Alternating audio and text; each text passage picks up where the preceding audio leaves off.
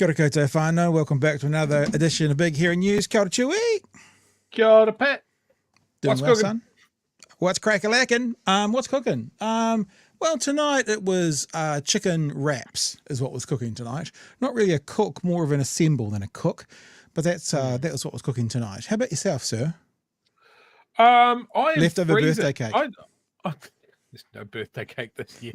I am freezing. I don't know if it's just me or is it really cold? I feel cold. It's pretty cold. I don't really understand because my fire goes on at 2 in the afternoon. So I feel fine. Right, gosh, yeah. I feel fine. The burning of things. Yeah. Gotcha. Carbon emissions. I throw the coal in there, get a little bit of oil, put it on top, make it all smoky, you know. That's Indonesian coal. Indonesian coal. At, apparently. Apparently, if you use Indonesian coal, then like your electricity gets paid for or something as well. I don't know how maths works, but that's what I understand. Something like that. Yes, for those of you who are joining us based on the logo and image put up this afternoon, I left something off it and I apologise. Barbara Edmonds, our finance spokesperson for Labour, is going to join us in just a couple of seconds. So we've got a new show kind of even based on what we said we would be doing tonight. So we'll be with Barbara Edmonds. We're going to talk finance. We want to talk budget. We want to talk FEC meeting today. Bit of argy-bargy we here. And we're also probably going to speak with Barbara about the Shane Reti situation and the cancer drugs. Because it seems now, Chewy, not only are they scrambling to pay for them, but now they're going to pay for cancer drugs that are not really fit for purpose. Have you heard this? So some of the cancer drugs that they're promising to pay for, there are new, better, improved ones. But because this government has promised specific ones, for some reason, it's just choosing to continue to get those ones rather than go, we're going to still get drugs, but we're going to get the better ones. They've gone, no, we promised the drugs before the election. I don't give a flying fig if there's better ones. We're going to get the not fit for purpose second. That's what it is. It's the second-hand Corolla of drugs. The second-hand Corolla of drugs. It's the second-hand Corolla of drugs. Not, you know, Lord. a good, reliable drug. Not necessarily the Ferrari in my pill bottle. Is that right? Something like that. That's quite funny. Okay, you know what to do, team. Someone should be drawing that up right now. The Corolla coming out of the pill bottom. We'll get it up before the end of the show. Hey, I know that we talk about this a lot, but we've only got a couple of extra days, and we do want to say to you super quickly, I'll be quick tonight, I promise I'll be quick tonight. We want to do some support for the Cancer Society this week. It's the last week that we're doing it up until Thursday night. The reason we've picked the Cancer Society this week to support is because of the 13 cancer drugs that haven't been paid for. We thought we should flick them a few bucks if we can. And the way that you guys help support the Cancer Society, look, if you've only got a couple of bucks, just go straight to the Cancer Society and just give it straight to them. But if you want to help us out as well as them, then head to bhnshop.nz, and anyone who buys buffer gear this week, they're in the Cancer Society colours. Anyone who buys buffer gear this week, this is how it goes. 25% of the profits we give to the Cancer Society. Then us, BHN, will match that, right? And then we've got a person in a viewer. I'm trying to think about how not to make people know about the anonymous part of it. A viewer who has said they will match that as well. So you buy a buffer hoodie and your donation gets doubled when we match it, which then gets tripled when our generous benefactor joins in as well. And for people this week, we throw in a free t-shirt as well. So bhnshop.nz, it's only for the buffer gear, but if you want to have a look at the other stuff while you're in there, feel free. Nice and quick tonight, bhnshop.nz. Triple your donation. That's pretty cool. I quite like that. And a t-shirt and a free set of steak knives. And Chewy will do tomorrow night's show naked if we hit the target we're aiming for, which we're not going to tell you about. Hey, Chewy. The thing is, I'm always naked under my clothes, Pat. You take it one step too far. You always do that. You always take it one step too far. All right. Let's kick off the show tonight, welcoming in Barbara Edmonds, finance spokesperson for Labour. Barbara looking cold as well, but welcome to the show. Kia ora, talofa. Thanks for having me on. I wore a beanie tonight, made in Porirua, just so I can match you fellas with your hats, because I see you with the hat and a beanie on every night, so you know. It's funny because I have a bit of an addiction to buying these caps. I've got about 50 of them. I just like wearing them.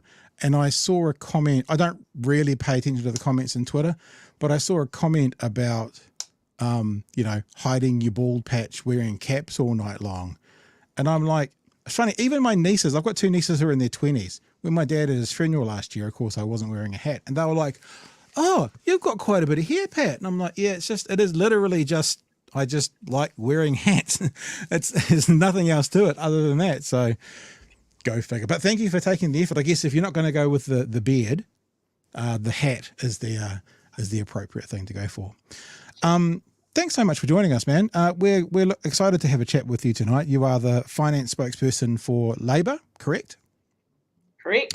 I always wonder what you call the person in opposition. Opposition spokesperson for finance spokesperson for Labour. I don't know, whatever. However way you want it. I've been called lots of things, so... We will, look, before we keep going as well, Whānau, if you want to throw a question in the chat, you're more than welcome to do it. But I want to remind you when we have guests here, if you do a super chat, that does not mean it will definitely get asked. I'm just giving you that heads up and that warning straight away. Just because you put through a super chat doesn't mean it will be asked. You're welcome to do it, but it doesn't give you a guaranteed response that it will be asked of our guest, just so you're aware of that. Right, just a couple of, maybe even last week, Barbara, me and Chewy were sitting here talking about the budget, and we went, I wonder if having a bit of distance from the budget, 2 or 3 weeks, because budget day is like all this information explodes. It's like a pinata. Is that the right thing? Where you hit with a pinata and it explodes and all this stuff. Headlines come out. Headlines come out, and even though the journalists have been with it all day, that this happens and that happens. In the CTU typically comes out after that and educates everybody what's really in there. That typically happens at some stage. But it would be really cool to get some thoughts from you around the budget, especially with a bit of distance. Like now that we're looking back on it, what else have we learned that maybe we didn't know on day one? And any of your general thoughts around the budget as well? Yeah, so interesting enough, I haven't really changed my views from my initial look at the budget, which is, well, actually, I can't say what I actually really thought of it on the first time I glanced at it, but it's still backwards. It's not anything that's going to help us move forward. And for me, as you've seen progressively, as we've had a chance to actually drill into the budget, you see things such as the disabilities, top-up payment that we were doing, from the sort of the $2 to the minimum wage. You see things like that are being removed. We've just had Scrutiny week, and more things are sort of coming out about what is missing. So, for example, the online gambling levy that's being put on, that national need to pay for some of their tax cuts. There's no funding in there for DIA to actually enforce and monitor it. There's funding there for IRD to administer and implement it, but there's nothing there for DIA. So, it's kind of the devil's in the detail, and I've said that quite a bit, even before the budget. And it just more and more, you're starting to see just how bad things really are and how they've just cut back so much. You'll appreciate being Team Labour. It'll be difficult for a lot of people to receive information that you give out without thinking, just wanting to talk down the other side. It doesn't matter if it's true or not. But we look at it, and although we openly identify ourselves as sitting on the left, we don't hide that from anybody, but we look at it and we go, they're borrowing more than any budget that Robbo did, other than I think the first one from COVID where there was the wage subsidy. Yeah. But other than that, there's 5 other ones that this one's borrowing more for. When Labour did borrow more for the country in 2020, it was to keep people employed and to help businesses not shut down. And this seems to be, this is what we have to be careful of, Chewy. We have to be careful that when we keep repeating these things, we don't get sick and tired of them. I'm so sick and tired of saying this, because if it's important to say, it's still important to say that they're doing this borrowing to pay for tax cuts. And are you able to give an objective overview of it for us and have a look at what's going in and explain if we've got anything wrong in that assertion? Like, are we missing anything as lowly plebs, not really knowing very much, kind of parasitical beings feasting off the dead carcasses of mainstream media? That's our new t-shirt, Joe. Wow. What have we missed, if anything, or is it as simple as that?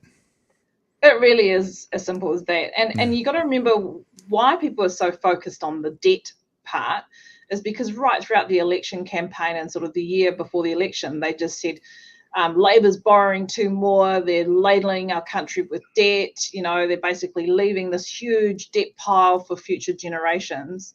But the numbers don't lie. So if you read a budget, you actually don't read the one that's the blue book, which is the summary of initiatives. Funnily enough, I've got one right here. Don't read that book. What you do is you go to the white book, which has the big treasury emblem on it. And if you go straight to the back page, it shows the numbers, shows the projections for GDP, for unemployment, for, basically how much revenue you're going to get and how much they're going to spend and what their allowances are. So they set this up for themselves because they basically ran a campaign of scaremongering around New Zealand's debt being terrible because of Labour. So they're getting their comeuppance, basically. Yeah, I almost wonder how they can be so bold. Like, how can Nicola Willis literally stand there and go, nope, we're not borrowing for tax cuts. Tax cuts are costed out.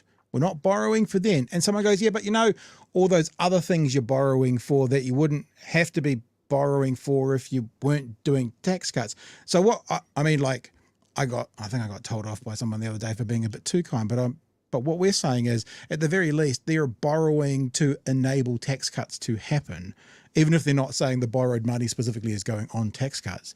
I don't understand how someone can be so bold as to go no in front of a camera when the person is giving them the information. It both impresses and disgusts me all at the same time. Oh, I think they just wanted anything to get into power, and if you can just stare down the barrel of a camera and just give it outright, don't flinch or anything like that, then that's what you have to do, right, to get that power. But the people aren't dumb. They know that if your tax, your income tax actual cuts are going to cost $10 billion, but you're going to have to release $12 billion worth of bonds, which is the debt, basically, it adds up, it doesn't add up, and you would have heard Chippy, on the day of budget saying you don't need an abacus to work this one out. So I think it's the same with the cancer drugs, and the respect that we're going to fund these 13 cancer drugs. And now basically they have to commit to it. They have to deliver those promises. Kiwis don't have a short memory. I'm still looking at, I shouldn't read the comments on stuff, on news articles and that. But you read some of the comments on it, particularly of one particular news site, and people are like, oh, Labour put us into huge debts and billions. So the fact is we have to keep repeating this, or especially for us in the Labour team, we have to keep repeating they're borrowing more than Grant Robertson ever did, except at the height of COVID. And if you look at COVID, it was like $30 billion for that COVID relief package, wage subsidy, the resurgence payment, the cash flow business scheme, so they repeated it right throughout the campaign, and we're going to keep repeating it right through the end, which is basically they're borrowing more. Yeah, Chewy. Yeah, I'm just trying to form my thoughts around this, because it really does seem that National get more cut through on banging the drum. Labour just spends. Labour just layers us up with debt. Labour is just, seething with public service lefties, and we're going to get rid of them all. You mentioned Treasury laying out the actual facts. Well, National's just spent months running down public servants left, right, and centre. So why would anyone look at the Treasury documents? Of course, they're going to say it's bad. Anyway, we've promised this thing. How do you combat that when a slogan or even a myth, like the myth of National being the sound economic mind, the party of business, is so pervasive? How does Labour combat that when it looks like at times facts don't do it? Yeah, and that's the unfortunate thing, right? When they're getting huge donations and have the ability to get the cut through because they can repeat and they can buy ads and they can just keep going over and over and over and over and over again. Like we had our regional conference this weekend and we had raffles. We were selling food. That's how we make our money in the Labour Party. Whereas, they have big, billionaire donors who are able to give them, here's $100,000, which you can spend a lot on media and ads for $100,000. So we just have to keep repeating it as well. But it is hard to get that cut through, particularly when you are basically, it feels like you're fighting a huge, well-funded, well-oiled machine, which is very slick. And here you come along with your buy my $5 raffle, 3 for $10, and try your best with the small amount that you have, but you just have to do it. The other thing that we need to keep telling people about is, as you say, 30 billion for COVID. When you look at the graph of debt in this country, in the last 6 years of Labor, it went up about $25-30 billion. But the previous term under John Key, it went up 50 billion. So people look at it and go, 100 billion, put on it. No, hang on. Hang on. When John Key came in, it was around the 20 billion mark. By the time he left, it went to about the 70 billion mark. And then we had COVID, and it's now close to like 100 billion. It's like, it becomes frustrating. Like, I mean, we don't really engage. I don't engage that much on social media. But when people just come in and go, Labor was the worst for the economy this country's ever had, $100 billion worth of debt. And the reason I don't engage is because if you show them it, we're going to talk about it tonight. Actually, I've got another. We did this segment last week called "What It Looks Like to Be Brainwashed," and we're going to do volume 2 tonight. What it looks like to be brainwashed. And one of the things that happens is there's this thing called motivated cognition. Motivated cognition is when you have a preset outcome, a presupposed outcome that you stick to no matter what evidence is put in front of you. A plus B equals C. So if you change B, if I put a roadblock in front of B, that means you can't use that. You just go from A to a different position to get to the same outcome. And that seems to be the situation that a lot of voters, so if you tell them that this is not the reason, this can't happen because of that reason, you can't get that outcome with this supposition, they just find a different supposition, no matter how wrong it is, to get to the same income. And I don't know how you combat that with money, with advertising, with whatever. I don't know how that's combated. I think that's human nature, and it's a real pickle, to be really honest, for trying to be truth tellers. Yeah, and that's why it's almost, we need the champions outside of just the Labor Party, because people won't believe it if we say it. But, will they believe, the hundreds of people that marched for their disabilities, the individualised funding, the flexibility? Yes, they'll believe them. Will they believe the over 50,000 people that marched, on the streets for the war against nature? Yes, they'll believe them. So you have to look at it as not just we basically spreading a message, but actually there are so many different movements that are now happening across our country to activate against this government. They may not believe us, but they can believe the movement. Yeah. And also, if Matthew Hooton is even, as right-wing as you could get, if you can describe Matthew as right-wing, if he's offended, I'm sorry. But when their commentators and, economists like Michael Riddle are coming out and basically saying, well, this is the debt profile, this is, basically tax cuts can be inflationary, et cetera, then at some point you got to start believing something, and maybe a question, or maybe just questioning, actually, are they actually right? Because all these other people are saying this thing, not just that Labor Party that, I may or may not like. It's become tribal though, hasn't it? I mean, the world's become tribal, and then you figure out a way. I wrote a piece once called Ideology versus Intelligent Debate, and the premise of it was, ideologically, I know that I can't be right 100% of the time. Sometimes I'm going to be wrong, right? Maybe this is the time I'm wrong.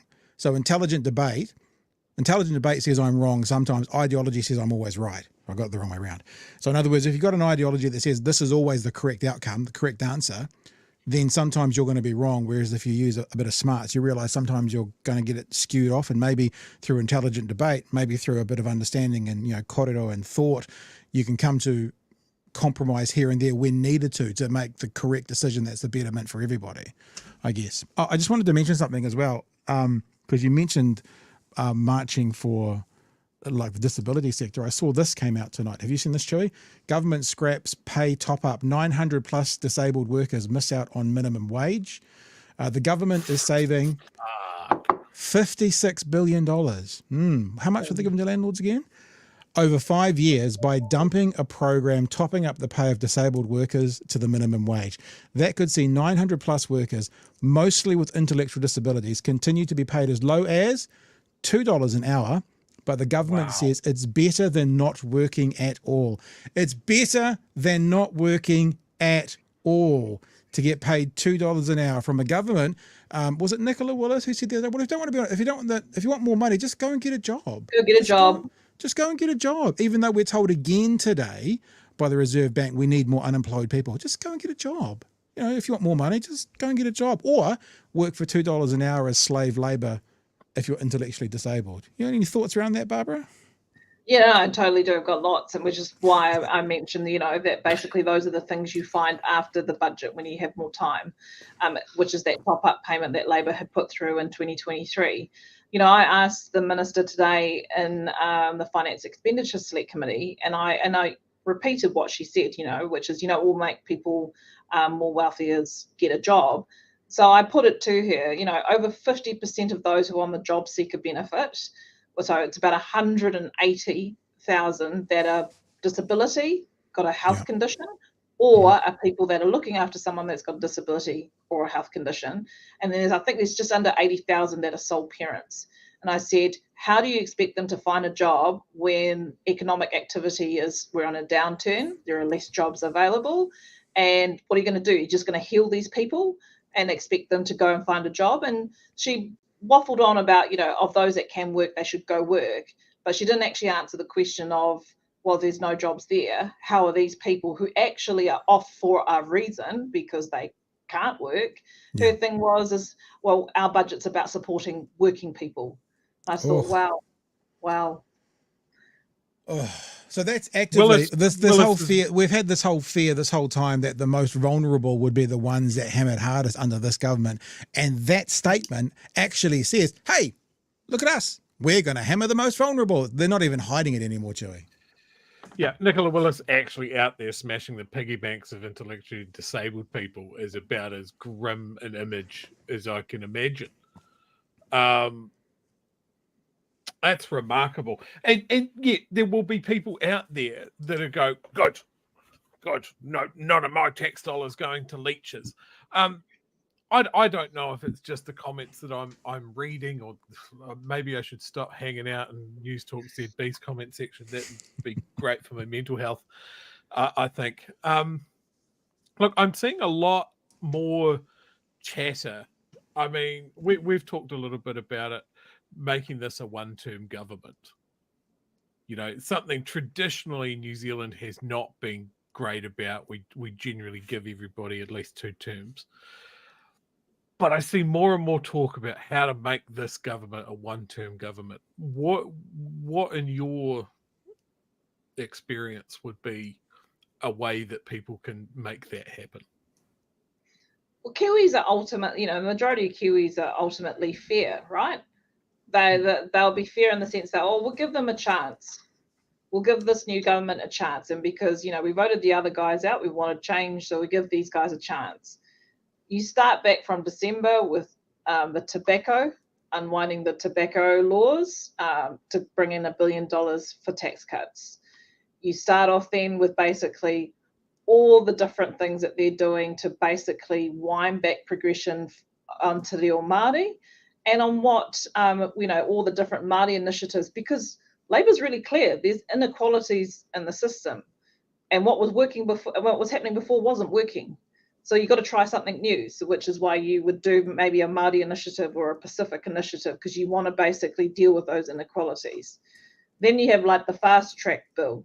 Then you have their really slow stance on what was happening with Palestine and Israel. You have got a constituency everywhere in so many different places. So Kiwis want to be fair and give the new government a chance. However, the government has basically come through with a railroad and they're saying, no, we got a mandate to do this stuff. Never mind any public consultation on things. Never mind, basically, some transparency and some checks and balances. Their view is, we got voted in, so we're just going to do it. And I don't think that's a Kiwi way, when John Key and Bill English committed to tax cuts during their first election, and when they got in, they looked at the books and made the call, actually, it's not the right time for a tax cut. We're going to delay it for another year because actually we need to get the books. We know we've got a GFC. There's a big economic shock. Now's not the right time for them. I think they would have had a bit more grace if they were a bit more humble. But because they're just basically ramroding it in with arrogance, Kiwis don't like that. And so I think more and more we're starting to see what is these different movements happening all around the place. Like for me, I'm a local MP. I've got a seat here in Mana, which is like Porirua, Kapiti and parts of Linden, which is a part of Tawa, just about 20 minutes north of Wellington City. And I lose count of how many people I meet every day that are basically like, oh, when's the next election coming around? And I'm not bullcuckering here. These are people that even are saying, and I've got friends who voted for National, they regret that now. So we've got a big job in order to remind people, because it could be their strategy. It could be their strategy to do all the unpopular stuff now and then hand out the lollies later in 2026 when the economy is forecast to look a bit better. But at the moment, you saw business confidence, a blip when they got elected, and then it's dived since. And this last May is probably as worse as it got. You can see that people aren't buying it, and it's quite clear they've got no plan. I reckon Labor should be in election mode now. I thought this yesterday. It's like there is some talk about this government not lasting the full term, especially with Winston there. I reckon Labor, you don't have to speak to this, Barbara, but if Chippy wasn't going to be there at the next election, not even looking at the screen to see what you say, but if he wasn't going to be there, it would be time to get whoever is going to be there sooner, and Labor should go into election mode, because it could be a snap election, it could be an early election, or if not, maybe without the billionaires behind you, you need to say everything 10 times to Nationals once, which means you need to start now.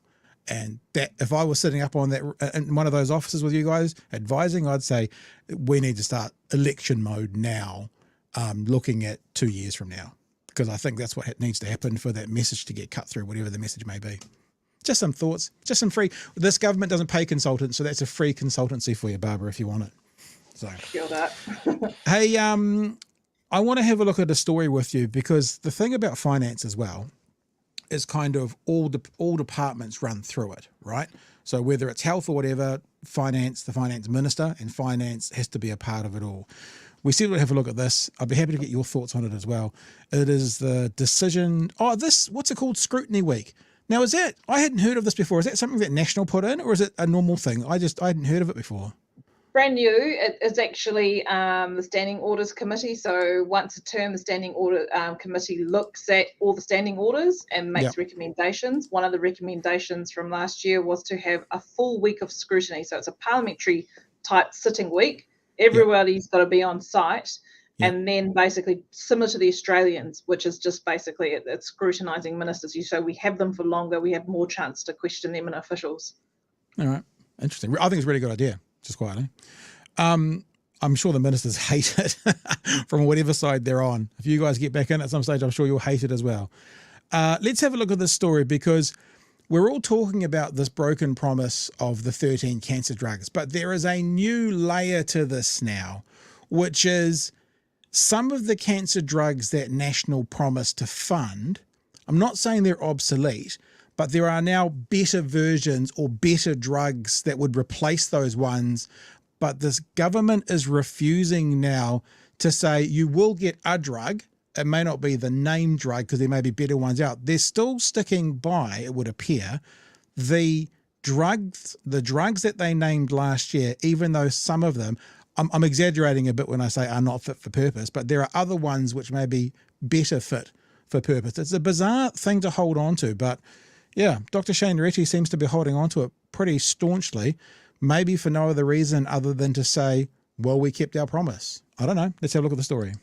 Health Minister Shane Reti is sticking to his guns about funding the specific 13 cancer drugs promised on the election campaign. Specific 13. Despite an author of the report the promise was based on saying the list is out of date.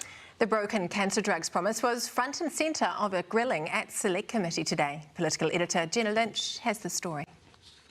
This is the anatomy of a broken promise. We do acknowledge that we could have communicated this better.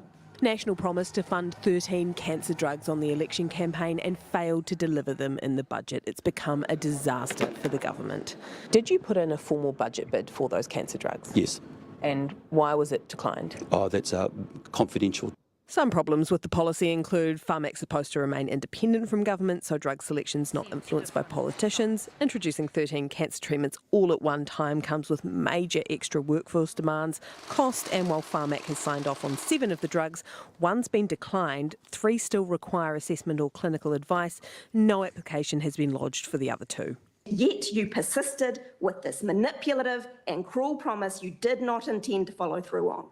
I think the word cruel, I mean, we've talked about the meanness from this government, but I think cruel around this, we've heard from people, and I'm sure you have too, Barbara, who voted for this government, who got friends and family to vote for this government so they could get these drugs. And I can't wait. We try and get people from the coalition to come on about once a month. They never say yes. So I just always say this because I know the media sometimes watches us, is I can't wait for someone to ask if there's been any research to the number of people that will die of cancer in the space it's taking them for these guys to sort this out. Because there will be people that this delay causes them to lose their life earlier. No one's asking that question yet, but it is cruel, it is mean, and it's the worst kind of promise. Literally throwing a crumb that might give someone a longer life or might help them fight something off and then going, nah, landlords, tax cuts, more important. You're welcome to comment on that now, either of you, before I push play. No, roll on. Okay, keep going. Ministers are scrambling to find a workaround, but in public, Shane Reti is doubling down, recommitting to the specific 13 drugs he promised. Are you committed to delivering on the specific 13 medicines that you promised in your election pledge? We are committed to delivering the cancer treatments as we described them. Correct. The list came from the Cancer Control Agency report, written back in 2021. Dr. Chris Jackson helped write the report, and he says it was never designed as a shopping list. Picking a 3-year-old list is just nuts. Cancer treatments have since evolved. There are more effective drugs available, but even knowing that, Reti's sticking to the specific 13. That's the commitment that we made, and so that's what we're sticking to. So what's better for patients? For you to win a political promise, or for them to get best treatment? Good question. For those who saw themselves in our policy, we want to give them hope, and we want to meet those commitments. He's prioritising saving his skin politically over doing what's right for patients. If it were me, I would have said we promise everyone who had a condition on that list that they will get a drug.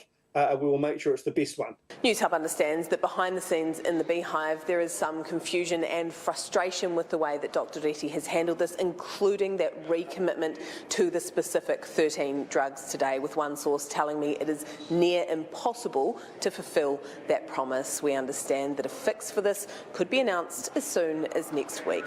Jenna Lynch, News So Hub. there you go. Now I know this is the health syllabus or the health thing, but Barbara, you've been in those meetings, you've been in those finance committees and stuff. What are your thoughts? Yeah, so we had Nicola Willis today at the Finance Expenditure Committee, and that was the very first question I asked her, because budgets are about choices, right?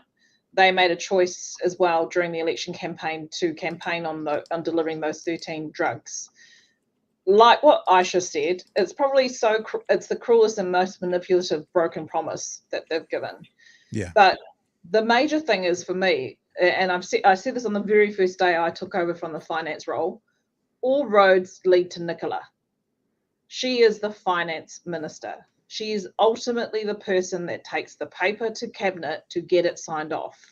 So first of all, Shane Reti clearly didn't do the policy work before or during the election around that promise. He is a doctor. He was in debates with Aisha Verrill when Aisha Verrill said, you can't choose the drugs for Pharmac. Pharmac is independent so that politicians don't play politics with drug cancer or with drugs. You know, what's to say, Pat, that, you know, why is my mum's cancer drugs more important than your dad's cancer drugs? Politicians should not play God. Yeah. So he didn't do the work there. They had clearly used an outdated list. But then what's worse is even if the policy itself is difficult, there is nothing in the budget as a tagged contingency or basically a pre-commitment to a future budget for these cancer drugs. Yep. And that's what I got out of Nicola today. Well, actually, no, didn't get much out of Nicola today. She said that the policy is being worked through the framework. The policy is pretty simple. You said 13 cancer drugs, and you've clearly said it's going to go through Pharmac. But actually, on News Hub tonight, and News Hub's only going to be around for a couple more weeks, which is quite stoked because they're doing a really great job. David Seymour has now come. So Reti says we're going to fund those 13 drugs. Nicola Willis said initially some, but then she corrected and said, she means all of them. But then David Seymour has basically said this is not a government policy per se. And then so his question was around, he does the right thing around the Pharmac stuff because he's the Minister for Pharmac. So there is a huge amount of chaos that's happening clearly in the back room around this. But actually, it comes down to it. If Nicola Willis was really going to fund them, she should have had something in the budget to signal they were going to be funded, but she hasn't. Yeah, and it's obviously bitten them in the ass pretty badly. They weren't aware of the kickback they were going to get. Hey, before we shoot off, I've got a question for you. It's to do with finance in particular. Fiscal cliffs. We keep getting told about fiscal cliffs. The way I understand it, the way we understand it is the previous government funded whatever it was to finish on the 28th of February. And that when it was up for being refunded, like funded again or not. This government seems to be telling us that you guys messed up by not leaving enough money in the kitty to pay for the next lot of whatever the thing you're funding. Have I got that right? Or can you explain what it is? Yeah, so it's actually called time-limited funding. And so it's when there is funding that's set aside, but it's not for the full forecast period. It's not baselined. So for Pharmac, traditionally it's sort of time limited for 2 years. Yeah. The National Party can't say that they didn't know anything because they basically copied the numbers we had in our fiscal plan, which was to maintain, Pharmac funding. So they can't say that. So it's time limited funding. She's called it a fiscal cliff. The other day she called it a fiscal bomb. Well, she's got 7 fiscal bombs in her budget, including time-limited funding for police operations of 120 million. So it's time-limited funding is sometimes used where there are particular initiatives that are dependent on other things. So, for example, Pharmac, if there's different drugs or there's more drugs that's going to be funded, then the government will put more money into it. But actually, it's a very common mechanism that's used under the Public Finance Act for budgets for particular initiatives. And she's basically just got egg on her face because she's got 7 of them in her own budget. But apparently, David Seymour said it's not a fiscal cliff when it's our budget. Yeah, pretty much. Hey, Chewy, sorry, I just realised I just moved away from that topic to do with the health thing and jumped in ahead here. Do you want to say anything, speak to that at all? Not specific. Like I've probably got more a finance question as well. Go. One of the things that we see here in the chat, and I've seen it a little bit tonight as well, is when it comes to contesting the next election, one of the things that a lot of our chat felt let down on was things like capital gains tax and ruling out things more than saying what you were going to do. In your opinion, as much as you can say, is there a lesson that Labour has learned from the last election?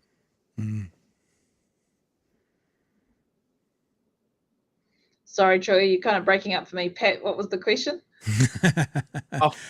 Round. I wasn't really listening. I never listened to Troy. No, I'm just kidding. Talking about, has Labour learned a lesson from ruling things out like capital gains tax rather than thinking about what to put in, what to rule in? Is that a fair assertion, Troy? Is that what you're saying? I haven't really given much thought to it, to be honest. Like that's obviously a political strategy that that lots of politicians of different stripes have used. There's really something for Chippy to kind of talk about whether we've learnt from that lesson. I think, though, it's pretty clear from our members and our supporters that they wanted more from us last election. So, that's why we've basically said we've got a blank sheet of paper now.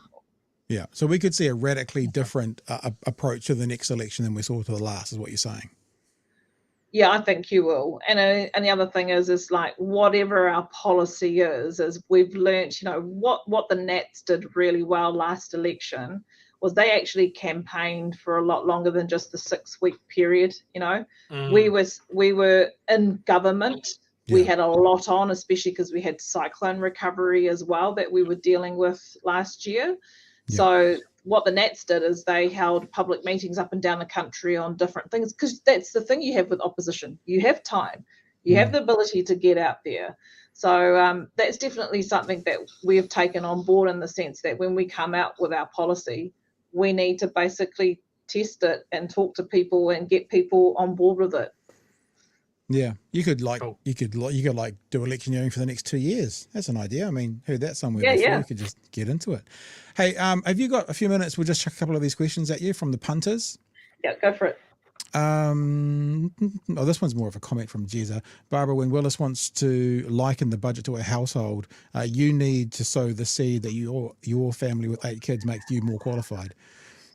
Barbara, just a little inside thing. Barbara just told us before we got on that she's gone back to the office because she can't do this at home because there's too many kids around, which I think is great.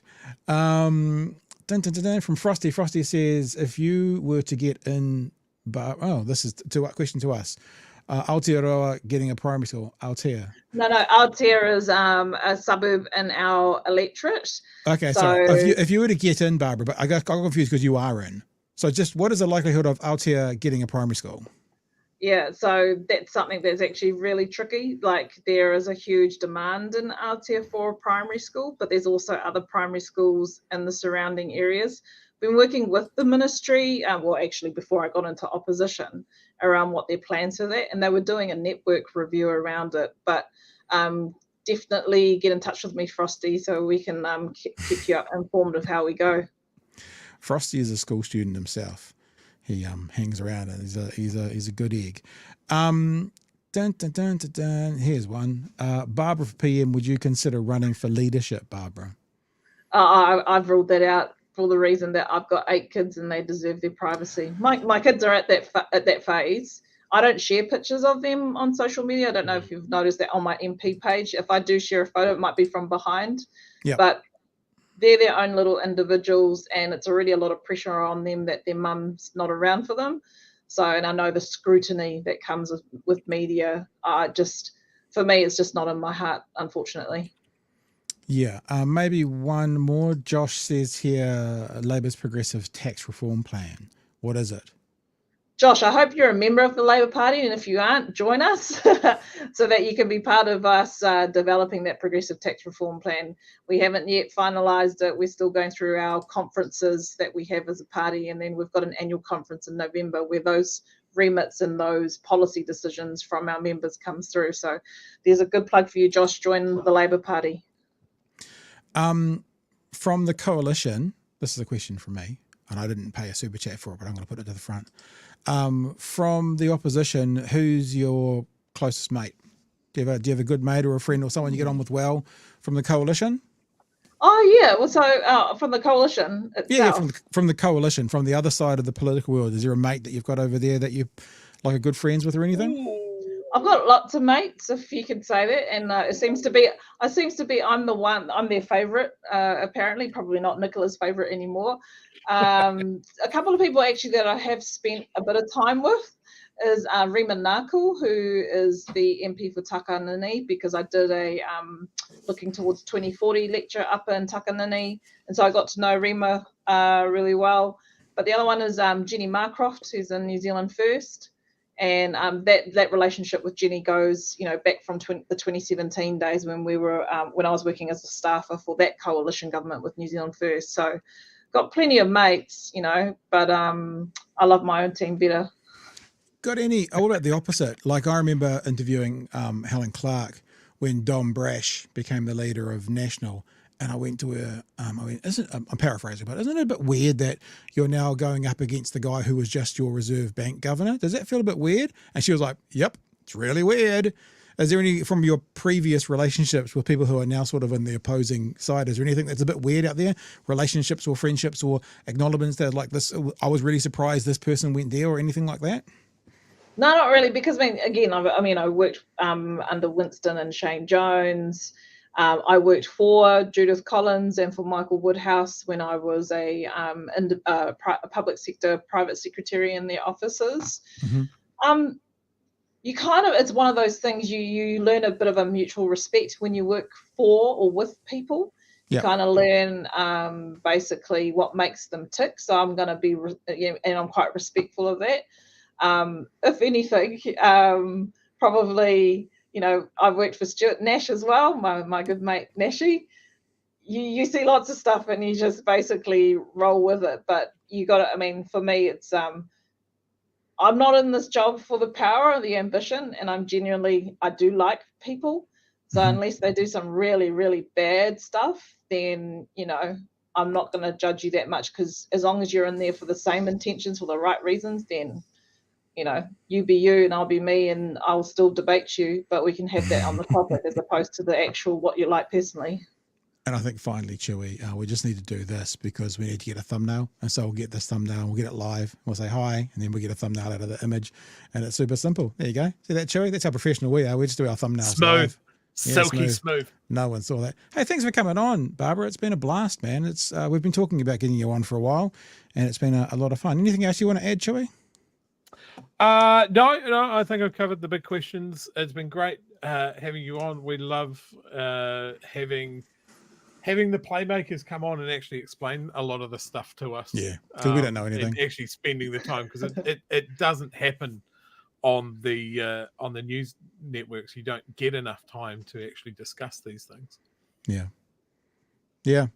Yep. Very cool. And I was just thinking that is Labor going to do something with the title C-lister? I think that should be another way to move forward. Now, maybe T-shirts we should get out. You know how like what did Hillary Clinton call voters? The undesirables or whatever it was, and then they all took that label on. I think we should start up another T-shirt, Chewy, with C-lister on it or something like that.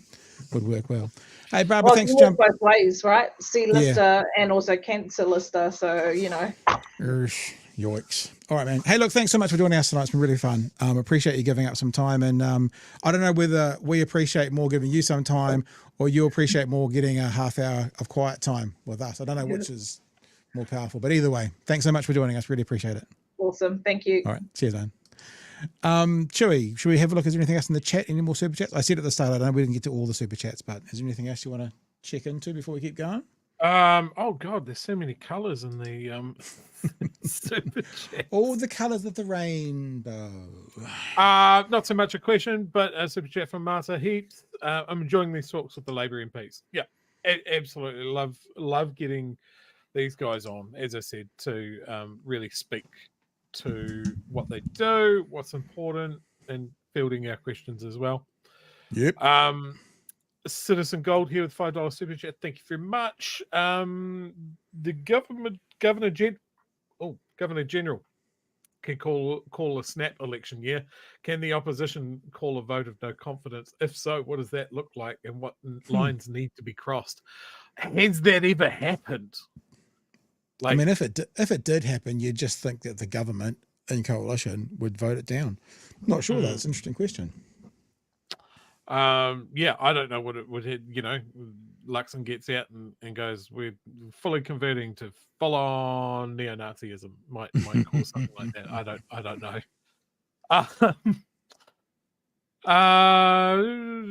We talked about capital gains tax, didn't we? What have we got? I think that about covers everything there. Okay. It is appropriate. Let us run. That's appropriate. Is there a few I need to look at later on? Not that the super chats are all full of people going, I'm going to give them $20 to say bum and diddle. I would definitely do that. Here. For $20, I would say that I'm not going to say those two words unless it's $20. I would definitely do that for $20. Say and those words, but not without. Hey, before we move on a little bit, Yeah, since yeah. we're talking about Shane Reti, can I chuck up the story that I was talking about before? Of course. Cool. Fill your boots. Because we're two buffheads from Dunedin, this Woo. is something that is really pissing me off at the moment. We're building a hospital, a massive, once every 50 plus years sort of undertaking. Dunedin has asked for it for many years because our one's just old. And it's going up really quick. Like it's like Meccano. They're just bringing all the girders in, and they're just going clink, and then there's a new floor. They're going up super quick. But one of the things that we had when Labor was in power was, oh shit, this is kind of getting a bit expensive. We might need to drop some of the beds that we promised for the inpatient ward, or we might have to drop this section that has to do with the university, or maybe we just pencil into getting this really expensive piece of equipment for further down the line. And the city pushed back really hard on that. I've got, no, do it once, do it right. Do it right. This That's is the for purpose. the entirety of the South Island. Just fucking do it. And National really cashed in on that. They went very hard. We're going to do it. We're going to do it right. Dunedin's going to get everything that it deserves. And now they're in. The problem that they had has been solved. The problem that National had was that they weren't the government. Now they are. And now we have Health Minister Shane Reti coy on whether promised Dunedin hospital additions will actually happen. As predictable as day follows night. The government is declining to commit to its pre-election promise to put more beds and services into Dunedin's new hospital. The National Party said last year it would restore 23 beds, 2 operating theatres and a high-tech scanner, and that $90 million of emergency cost-saving cuts to the project had been excised. But now, maybe not. Maybe not. And our current mayor, who I don't think really does too much to hide the fact that he's right-wing, is going, well, we've got to trust Minister Reti to have our best intentions at heart. Yeah. And it's being really, really weak where he was really, really strong against Labor for wanting to cut our hospitals. And then I think that's the second part of the story, is quite often you see in local body this desire for people to not show their political colours. Our previous mayor got absolutely lashed for being an unabashed greenie, and that was seen as unseemly, and that our city councillors and our mayor should be somehow politically agnostic, and they never ever are. But yeah, once we're in, we don't have to stick to our promises. We can wind them back for various reasons. Promises don't mean anything. You got to hold people to what they say. Absolutely. Yeah. As we've been saying, you got to judge them at the very, very least hold them to the standard at the very least that they held the last lot to. And if they were holding the last lot to promises around Dunedin Hospital, then they have to be held. If they can find an extra $2.9 billion for landlords, then everything's a choice. Everything is a choice if it's less than $3 billion. Because they've just made a choice to put that to landlords. Everything else is a choice. What they've just done, $56 million over 5 years, so intellectually disabled people can continue to work for $2 an hour.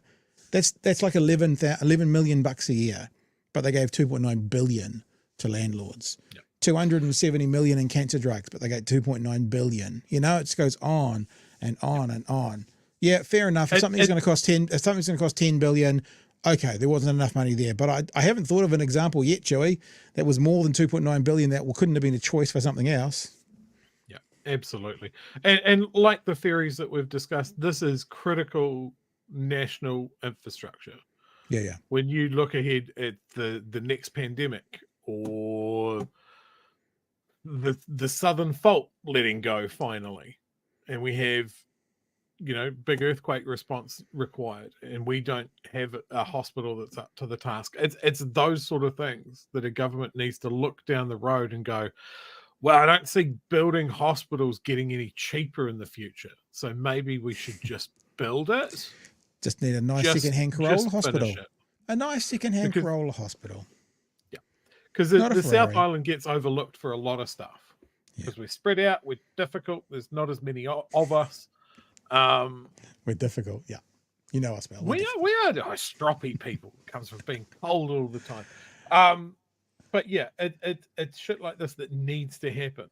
Like if for those of you in Dunedin, you know what our hospital looks like. For those of you that aren't from Dunedin, imagine the most brutalist architecture you can, as only the 1960s can provide, and then fill it full of sick people and frightening, truly frightening art pieces on the wall because it was the 60s. I'm going to go through a few of these because there's quite a few in there. Sorry we didn't get to your super chat there, Alex, but Alex said, in the light of the current situation with the housing market, does it have any ramifications for residents who live in Woburn and are on the route of the Cross Valley link? We didn't have a time to ask that one. I apologise that we didn't, but thank you for the super chat. David says he seconds Shayad's suggestion, I think it was last night, for Tamitha Paul as a guest. Have talked to her about Māori Parliament a couple of times. Always has keen insights, definitely. Frosty says, big up Barbara. Great mana MP. Gareth says, it's not a lie if you believe it, George Costanza. That might flow into our conversation around cults in just a minute. Brainwashed. Alex says, sorry I'm late. Saw Candice in the thumbnail. Didn't know Nazis were a subject tonight.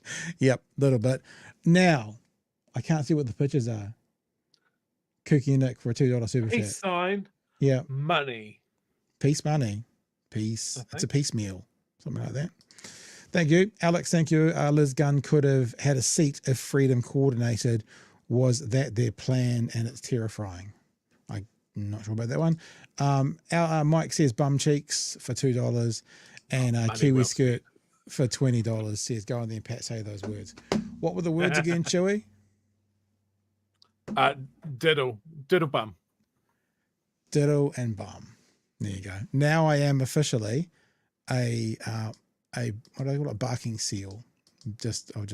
I feel quite dirty actually.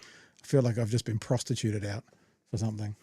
Okay, guys, I'm going to play you a couple of clips tonight from the conversation last night on the working group. And as it goes, I'm just going to try and make sure I've got the right ones now because we're not going to do everything that we thought we were going to do.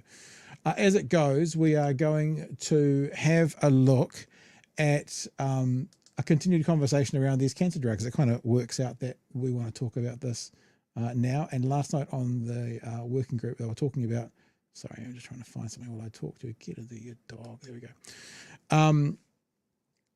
Is it, now we kind of know the answer to this, but the conversation came up, is the cancer drug balls up hurting the national brand? It was talking about the national brand and what people think of them. Well, that would be the case, but I don't think that will be the case. I certainly think this current government looks like it could be going to poison the political brand, isn't it? Well, how much additional funding did this government pour into Pharmac? Too much. Did they promise it? Did they promise those drugs to people? They were required to put in $1.7 billion just to make sure that Pharmac could fund. This is the fiscal cliff thing. The existing drugs that were put in place because the previous administration did not adequately fund Pharmac. And you know that because it was in the pre-fu, right? So this is what I was talking to Barbara about. The thing that doesn't make any sense is they're saying the last government didn't fund Pharmac. So where do you stop that line? The last government didn't fund Pharmac in 2037 either. Are we blaming it for them? How far out beyond a term do you expect the last lot to have funded the next lot? No, you have a budget that says this is the money for 2023, 2024. It finishes at the end of the 2024 financial year, 1st of April, and then you refund it. And this is the game they've played with fiscal cliffs. It's not that they didn't set it aside, it's that was when the funding stopped and needed to be reassessed. So what, the last government was expected to then go into financial year 2024, 2025 and fund that one as well. And if they had have done that, this national government would have gone, well, they don't get to say what's happening in our term. We make those decisions. So it's sort of a lose-lose that they can't get away with it. And again, unfortunately, National's done a very good job by having this bumper sticker that says fiscal cliff, which means nothing. And in the budget, The budget. The fact that you announced the fact that you were acting badly does not get you off the hook for the fact that you acted badly. But who made the promise? Who made the promise? The reality is that the previous administration massively underfunded something that you actually ideologically believe in. Look, let's say the problem with Chris Luxon, or the problem I have with Chris Luxon, is he shouldn't be offering these sorts of promises in the first place, because this is a party of personal responsibility. So on the one hand, he's a hypocrite. Cancer person responsible. He is a hypocrite for a promise. You might have missed that question in the background. It might have been Bomber saying, how is cancer personal responsibility? Which is a pretty good question. Right? Talking about personal responsibility, what? Coming from a man who I think smokes like a chimney, that's possibly a way cancer is personal responsibility. But for your average Joe, maybe not so much. To do something he doesn't believe in. Look, I got those talking points. I got them emailed to me too from the Prime Minister's office. I got them from Nicola Willis. But I would say though, if the government did manage to increase, solve that problem and get the 1.7 billion, they did chip in 1.7. Why not make it 1.98? I mean, it's just a rounding error in the scheme of things, given they're the biggest borrowing government in the history of New Zealand. Follow-up question. No, don't you love it when Comrade Matthew Hooton turns up? So exactly, if they could fix it up for 1.7 billion and sort it out, what was wrong with 1.97 billion and then paying for the cancer drugs? Beautiful little snippet. I mean, whether you love him or hate him, and some of his politics in this podcast, they're like, oh, I'm neoliberal. But when he's on point, he's smart enough to be cutting with a few sentences, Chewie.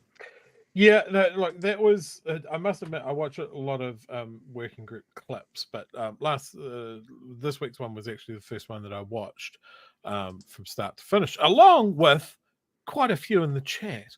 Like this one here. Do you see the commenter on this one here? And yeah, like through most of that, I agreed with what most of Matthew Putin said, which Matthew Hooton. Yeah. Said, which surprised me.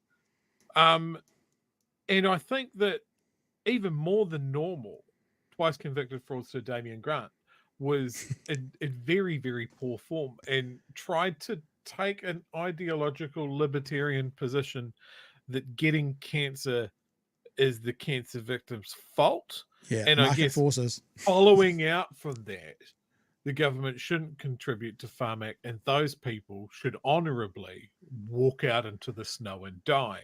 Yeah. And that is why we shouldn't ask Damien Grant for any opinion on anything, because he's nuts and a fraudster. I've got a conversation that's going to kickstart after this next clip, but this next clip is talking about basically how can ACT support budgets that are completely contrary to their ideologies.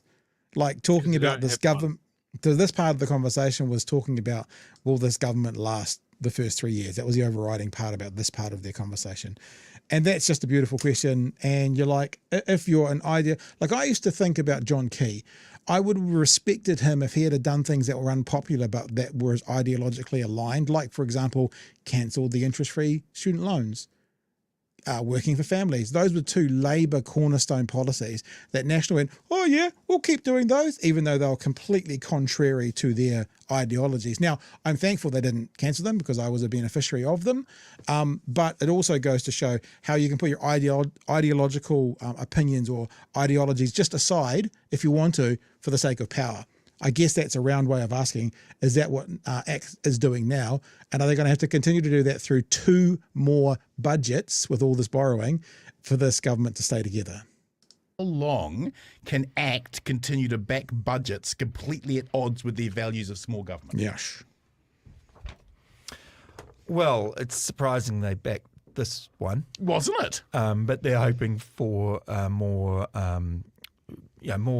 Michael Cullen or Grant Robertson or Ruth Richardson type budget next time, compared with the Jim Anderton, or would you call it Michael Joseph Savage, or would you call, who was the guy, Chavez budget that the government put forward? They're going to be disappointed though, aren't they? ACT has a lot of disappointment ahead. Should ACT resign? Should the MPs resign on principle or be tainted by... Unfortunately for the question, Bomber, principle dies at the steps of Parliament. by people who can then accuse them of being total hypocrites. Well, I never really thought they should have gone into government in the first place. Sure, that's right. I would have thought, they'd have more power if they were on the right. Mm-hmm. And they sort of said, look, we won't actively bring this government down, but if you want to do anything, you'll have to come and talk to us. Sure. Because it's always a problem, collective responsibility, and it's probably better for them to be free of that at some point. At some point, probably just a week after Winston steps down as deputy. I mean, let's get real here for a minute. I mean, Hipkins wants to lead Labor back to power. This is a guy. That's not going to happen. He made a complete. Nicola will not let that. He made a complete pig's breakfast of primary education that saw the PISA falls fall under his administration. He made a complete pig's breakfast of the COVID vaccine. His idea. I've got to defend him here. The PISA kids went to primary school under the last national government. That's not his fault. Okay.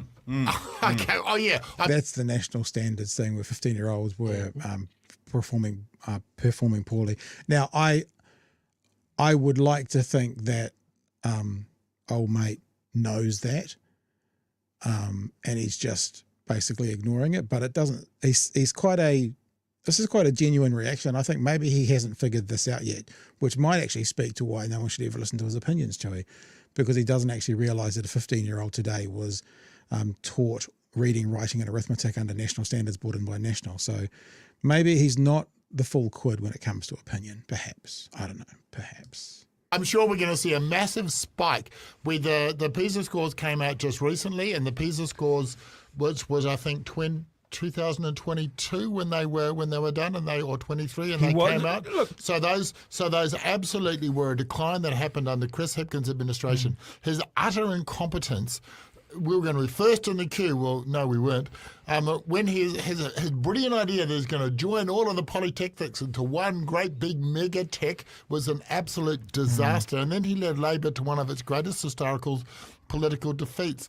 Look, he looked really good. He walks the walk and he talks the talk. But when it comes to delivery, there's nothing there, and it is a willing suspension of disbelief that this man who failed in every ministerial portfolio he was handed is suddenly going to turn out and lead Labor back. It's as competent as promising cancer patients 13 cancer drugs and not delivering.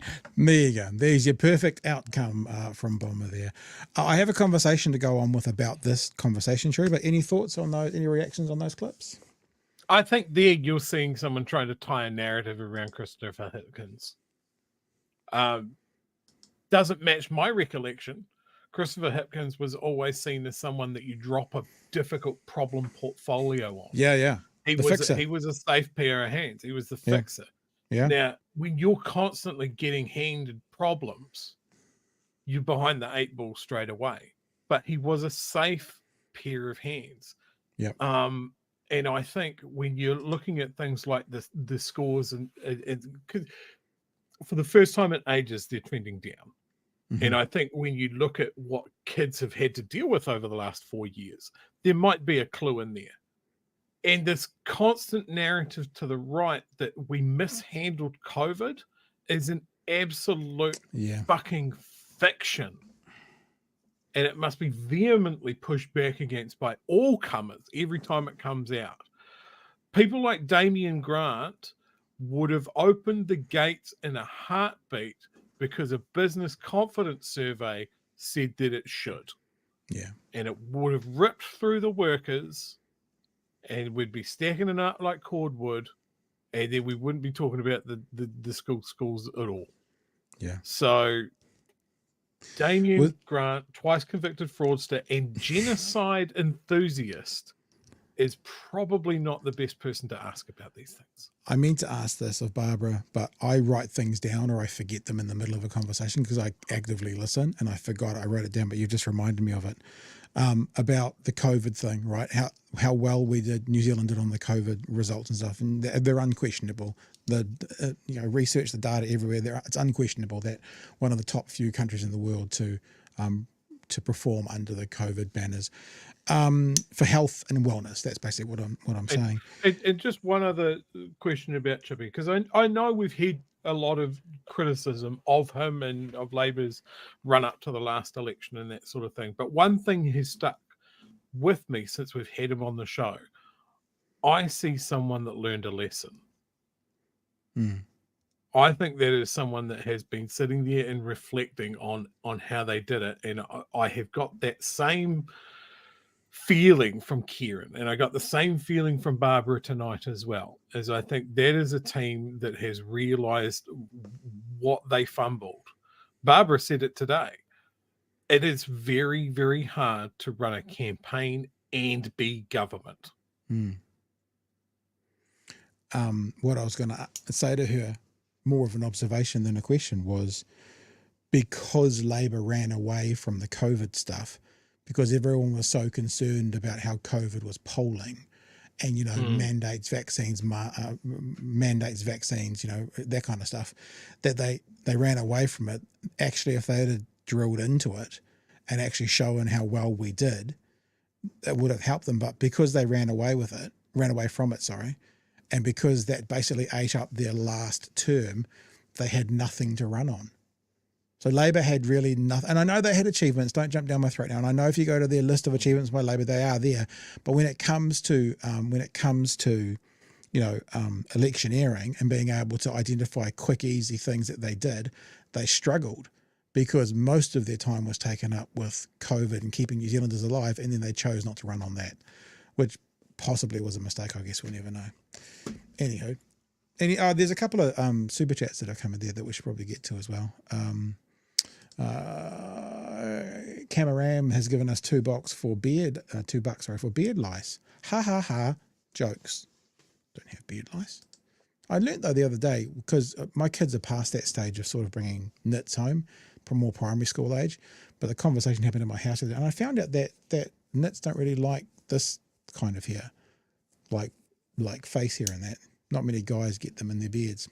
Not that it matters to me, but it's something I learned the other day. Alex has, I think, expanded on another text that came through. Freedom Group had a coordinated effort where they have to poll for who they vote for, where they have a poll for who they vote for. Then they all vote for the leading candidate. New Zealand First came second. Okay. This is, from Mr. Arvids, this is based around the idea of setting a budget that goes through to the end of the financial year, and it's in the other people's term. Mr. Arvids says, I don't continue to pay rent when I move out. It's quite an easy way to think about it, I guess. OMG, because I care, says, thank you for the super chat. The fraudster is talking out a hole, but it's not his mouth. And Gar, thank you for the $8.99. Phew, relieved Chewy disagreed with Damien after a week where he felt compelled to agree with Luxon and the Bush. Could you imagine? Oh my gosh. Actually, that's another way to tell. I mean, I was talking about that ideology versus intelligent debate. If you never, I don't think we've ever agreed with Damien Grant. That just goes to show ideological. We've all done it going, I can see the benefit in this idea or this policy or whatever, even though I don't really, broken clock is right twice a day. That broken clock has never been right. You know what I mean? It's like, I think that's actually an interesting observation of someone else. If you never agree with them, even if you hate them. I was talking about this with my partner, right? Because we had Bomber on the other week, and we asked some questions about his relationship with Damien, and he was just like, well, sometimes you disagree with mates. I know how strong Bomber's views are on particular things, and Damien is literally a genocide apologist. Yeah. And I just, that's not just we disagree on tax policy or the benefits of big government over small government. That is a conversation of these people are worth more than those people. Yeah, but let me ask you this, right? If your sibling had those opposing views, would you still love and care for your sibling and see them at Christmas time?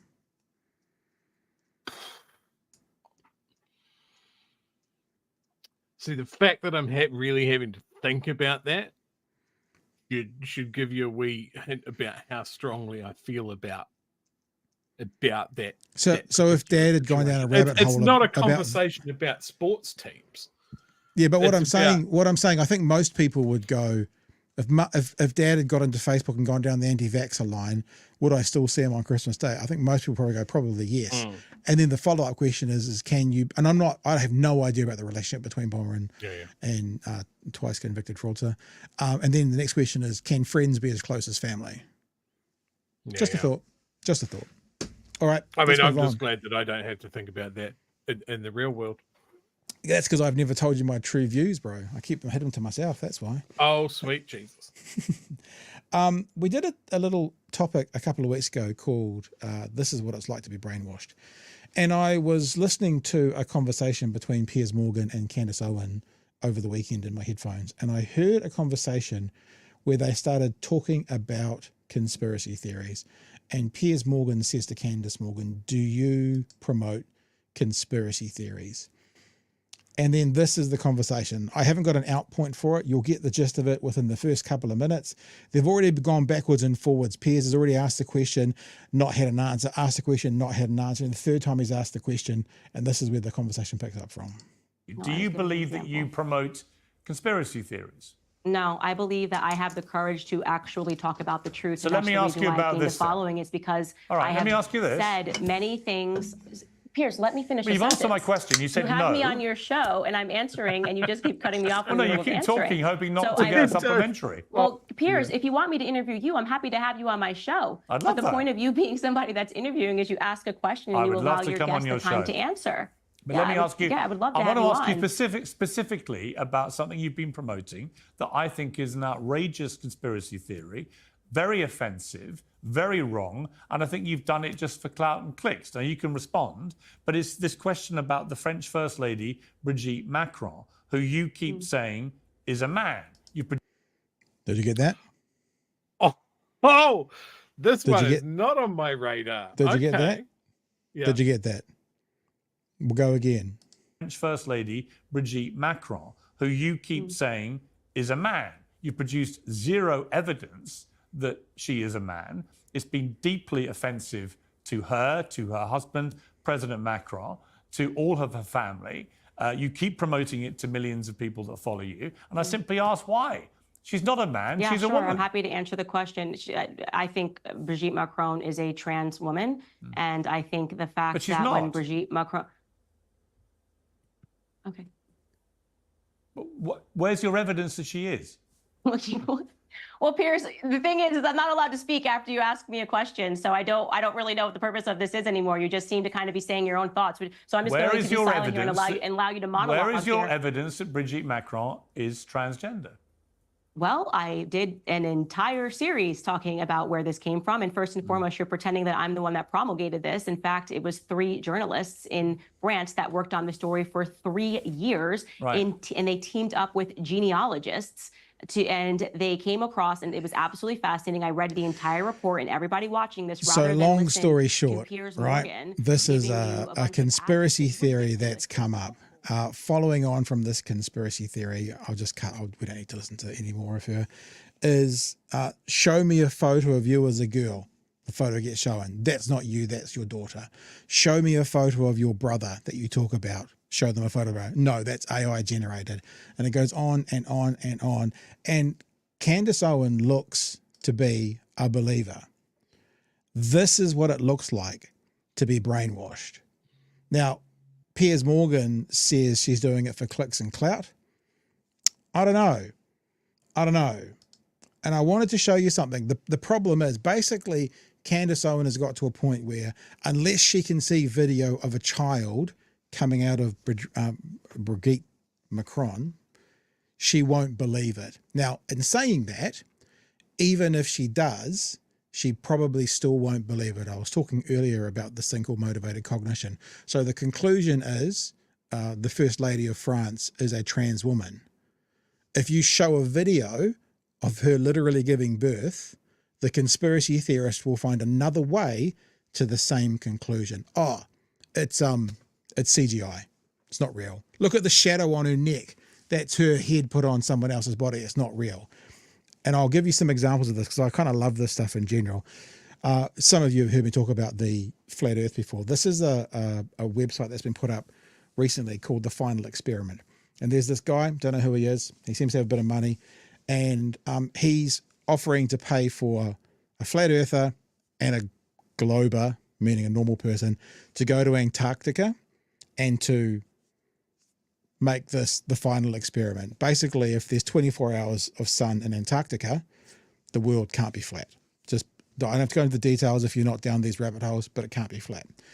And so what happens though is, much like if Candice Owens was shown a video of Macron giving birth, she'll go, oh, CGI.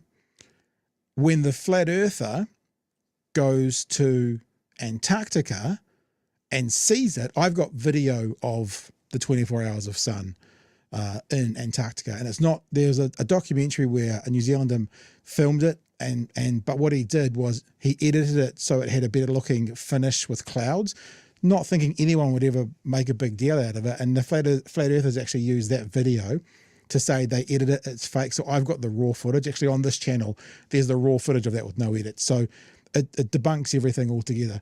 But what they'll do is they'll find another way to the same conclusion. This is me talking to a guy called Mark Sargent. Mark Sargent's kind of the daddy of flat earth.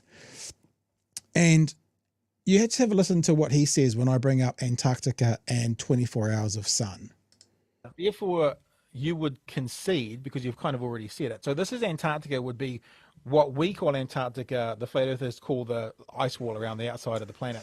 For at least 2 months of the year, Antarctica is in 24-hour sunlight. Now that's indisputable, because it's not a NASA secret. Tens of thousands of people go to Antarctica every year as tourists. They've seen it. I know people who have worked at Scott Base. They've seen it. It's indisputable that Antarctica has 24 hours sun, well, light, for months of the time. If Antarctica is the ice wall around the outside edge here, and it's in 24 hours of sunlight, then by definition, with a sun. So sorry to cut into this, but just so you know, the flat earthers think that the ring around the outside of the disk, the flat earth, is what they think is Antarctica. So therefore, if the ring around the outside of the earth is in 24 hours sun, by the nature of sun, the whole earth would be in light 24 hours a day, because the light doesn't travel in a straight line, then just stop over other places. So that's the behind it. And Mark's going to basically go, yeah, it's a problem, and come up with another conclusion immediately. The whole globe has to be in 24-hour sunlight. Yeah, it's a bit of a stretch, but I mean, you could do it. You could do it with multiple. You could do it with multiple light sources. You don't need to have. But that's a good so point. That's what I'm going to show you. So straight away, his conclusion. So remember, he's got the conclusion, and so straight away he's gone, well, there's probably more than one sun, i.e., one light source. So the segment that we've done, that I'm probably going to do time and time again because I enjoy doing it, is called "This is what it looks like to be brainwashed." This is what it's like to be brainwashed. But the sad truth, I think, Chewy, that people need to know, and this kind of reflects back that political conversation we've just been having, is whatever evidence you put in front of these zealots, of these conspiracy theorists, of these religious, and when I say religious, I'm not talking about, a religion. People can be religious about anything. Zealots, it's very hard to break through that to get them to change their presupposed conclusion. It's a very difficult thing to do, to get a flat earther to come away from the belief that the earth is flat. It's very hard to get an anti-vaxxer to come away from the belief that the vaccine is generally safe and is a net positive. These things are very difficult to do. And these are some of the attributes that people need to have to be brainwashed. There's my little presentation, Chewy. It was very good, and that was my show and tell for tonight. As far as Candice Owens goes, just while we were flicking through that, I must admit I know the name. I haven't really paid any attention to it, so I just flicked through a Wikipedia page. What a thoroughly contemptible, irredeemable piece of shit she is. Yep, has said things like the only problem with Hitler is that he expanded beyond the boundaries of Germany. That's the only problem with Hitler. Or the main problem, or the big problem, that kind of stuff. I should say this, I'll be careful, I am paraphrasing, but that was something like that was said in front of the Senate. Wow. But yeah, people calling her a grifter and that sort of thing. I don't think she's a grifter. No, she seems to be a believer. She might be benefiting.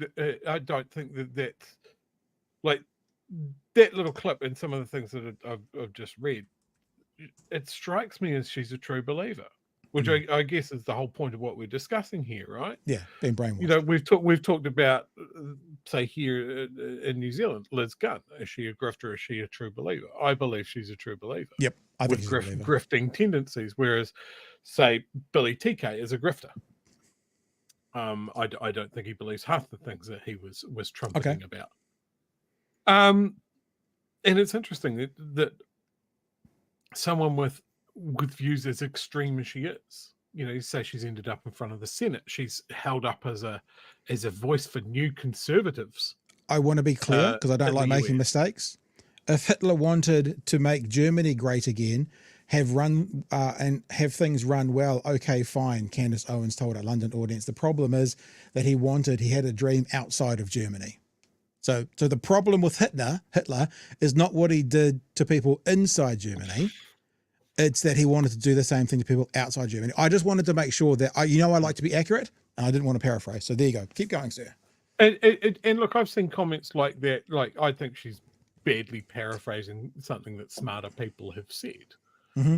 Is you can do horrible things to your own people as long as you stay within your own borders. And there's heaps of examples about that. But when you hold up specifically Adolf Hitler, yeah, that's fucked. That's a choice. Yeah. And the reason that she will be held up to the degree that she is because she is a black conservative. And young. She's 35. Yeah. So, but she's just had a big falling out with Shapiro, and that was the world she was living in, and she's gone out on her own now, because it's like this broken clock thing. She thinks Israel is being genocidal as well, and then you're like, oh man, where do we sit with this person who? But then because she said that, and because of the comments and stuff she said about Hitler, some people are now saying that her saying it is anti-Semitic. Now it's a really interesting conversation. Like a white supremacist, right? A white supremacist supporting Gaza is doing it from a position of anti-Semitism, even if it might be the right position. Now, I'm not saying that Candice Owens is anti-Semite. I don't know the situation. She said some pretty dodgy things in the past, but because of what she has said in the past, and because Shapiro, obviously, and that whole Daily Wire crew are ardently Zionist, she hasn't survived there, and because of that, the accusations are that she is saying these things out of a place of anti-Semitism rather than a place of I guess honest opinion. I don't know if that's the case or not, but that's sort of the path of what has happened. Hey Pat, talking about the flat earthers, because I know you spent a lot of time with them. Love them. They're my faves. This is something that was proved in ancient times. Yep. Over 2,000 years Greeks ago. Proved it. Yep. And we could do it much more easily now with a fucking cell phone. Yeah. And a couple of pointy sticks. Why are these guys still saying that it's flat earth? Well, this is the same thing. It's like the disinformation doesn't. Well, look, just let me address this. I'm certainly not supporting Candice Owens things. As a person who likes Hitler and anti-Semitic, I don't know if Candice Owens likes or doesn't like Hitler. She's used some examples of what I just read out. She might have been trying, as Chewie said, to make some kind of academic example, but didn't. But yep, whatever. Not going to die on that hill either way. It's exactly the same thing, Chewie. It's tribal. We've talked about this last week, that what happens in a cult is you get surrounded by this cult, you get feedback from the cult, your world becomes ensconced in this cult. These flat earthers now have got, because of the internet community, they commune with each other, whether it's online or in real life. That becomes their world. They lose their family. Then all of a sudden, if they get to a point of going, oh shit, it's not real, they then have nothing because they've been kind of pushed aside by their friends as these wacko zealots who just want to sell the idea of flat earth. They've been welcomed by this community, and if they're ever to turn against it and come out of the shadows, so to speak, they think they'll have nothing. So you get a true believer who may figure out at some time that it's just, I mean, I'm sure there's some people who go through religion and they get to the point where they kind of go, I'm not into this, I don't believe this is all horseshit. But look, my partner's into this, my family's into this, this is where my community is, that's where I spend my weekends, and so they just stay, and it's a similar sort of thing. There are a few, and look, flat earthers, we used to do that thing, conspiracy theorists are often wrong always, or always wrong often. It's the same as the flat earthers. It's like they're always wrong. Their numbers are always wrong. Their positions are always wrong. And there's a whole community online of flat earth debunkers. It's kind of hilarious, actually. Kind of hilarious. Yeah. That's what it looks like to be brainwashed. Bizarre. Look at that. All right. Is there anything we need to mention from the chat, or anything you want to pass on to end up the show? It could comment from Twitch. They actually proved it themselves in a flat earthers proved it to themselves in a documentary. It was super funny. Netflix. It didn't change their view. No, it's on Netflix. That's amazing. It's called Behind the Curve or something like that. So basically the thing is, because of the curve of the Earth, there's a certain distance where you shouldn't be able to see a laser, because you go down behind the curve. 40 kilometers, I think. Whatever it is. I think it's less than that. But and so these guys it finishes this documentary by these guys doing, like, on this road beside this lake, they had a torch at one end, and they said, well, according to the math that globers used, the hole would have to be at 11 feet for you to see it. And they shine the light down and they can't see it through the other end. And one of them goes, hey, lift it up. And he lifts it up and you can see it. And the guy goes, what feet are you at? And he goes, 11 feet. So they literally exactly do. But then, of course, because their presupposed idea is the Earth is flat, they then come out online and they debunk that themselves by saying, oh, the road wasn't level and this was that and that was that and it wasn't. So they just can't do it. It's yeah, there you go. Look, we got some people in there. There's a guy, that's the 15 degree per hour drift, because obviously. Oh yes, I've seen that. Yes, yeah. And that's what they proved. So what they did is they went out and bought like a $25,000 piece of equipment that shows the drift of the Earth. And again, they were like, oh, it says it's 15 degrees per hour. And then they started online afterwards to try and disprove what they'd just proven themselves. It's completely anti-science. So anyway, we don't need to go into that. It's very funny. I think one last comment to leave it on is this one. Sadly, we're in an age where anything can be faked and nothing can be proved. Absolutely. We'll have these conspiracy Nothing theories. can be proved? Nothing? Well, can be proved, but you can't make someone believe in something. Maybe. Right, okay. Well, that's fine. Yeah, I accept that. Yeah. But yeah, we've got these conspiracy theorists that will spend so much of their time trying to disprove something that's been proved. And yet we're also in a time where people will wholeheartedly look at an obviously AI image or a deepfake video and go, yes, that's true, and I'm not going to look into it. Yeah. Like, have you seen the latest one with Joe Biden? He wandered off to the side of these world leaders, and it looked like from one angle he was kind of wandering off and didn't know where he was going. And then another camera angle was shown days later after, of course, the full Fox News roundup has been, look, he doesn't know where he is. And he had wandered off to the side to kind of wave at some of the parachutists that had just dropped down.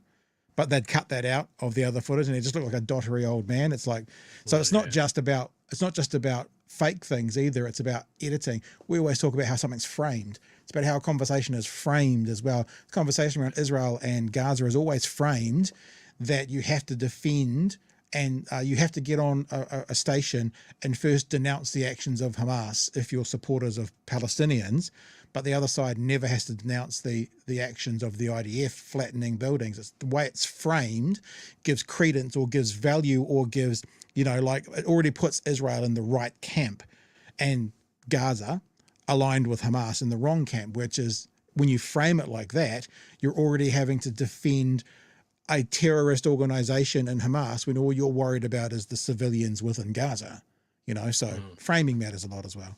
Literal framing, like Biden's television framing, or framing of an idea. Yeah. Hey, I think we're done. Are we going to be here all night? I think it's good to get out of here. And shoot, pick up the news, big hairy style, big hairy style. Really hairy. New Zealand, where the politics play, they bring the truth every single day. Talking about the mess all over the land. They shine a light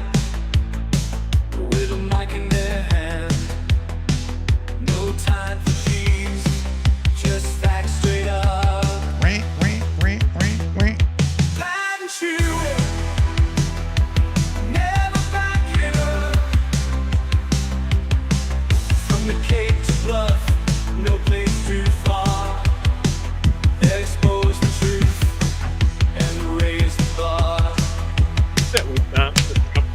Politicians tremble at their mighty voice.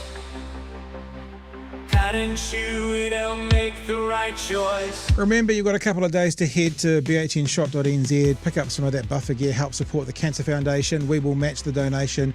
A generous watcher will also match the donation as well.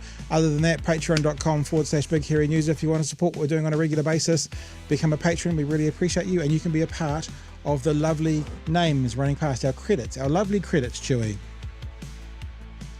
They're good, long credits.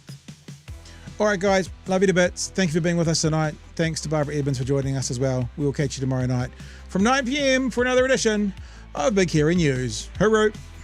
Cheers, fam.